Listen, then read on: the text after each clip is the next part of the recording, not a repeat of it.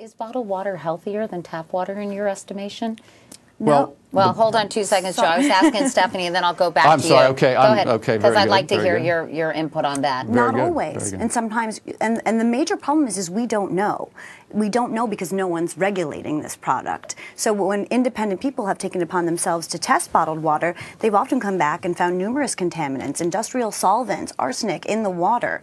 And so the reason why I urge people to drink tap water, 90% of the country anyway, there is 10% of the country that doesn't have access to clean drinking water.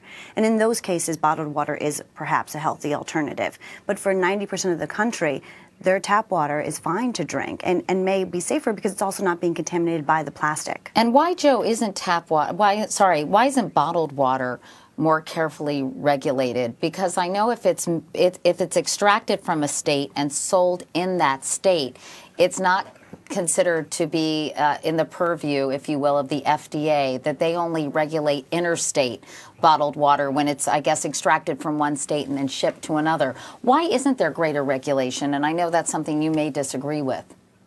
Well, I do, obviously. Bottled water is a comprehensively regulated product by the Food and Drug Administration, and it is a very healthy, safe product. And I think, quite frankly, that any effort to discourage consumers from drinking a healthy product are not in the public interest. And let me get to the issue of the interstate commerce issue.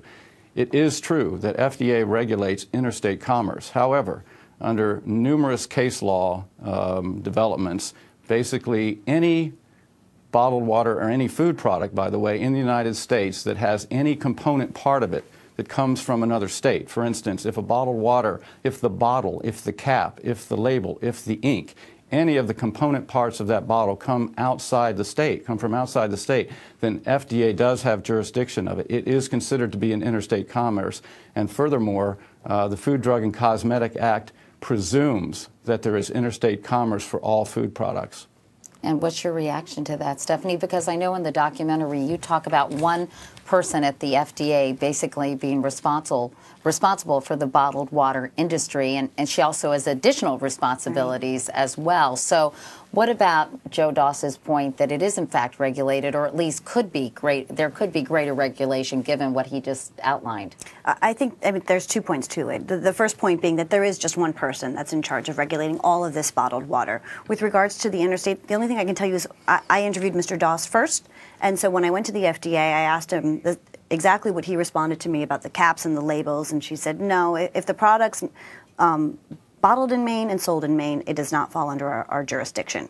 So even, let's say he was right, though, and the FDA woman was mistaken this day, there's still this one person that's in charge of all the bottled water, and when we're drinking 80 million gallons of water a day, how can one person who has other responsibilities as well possibly manage that much water?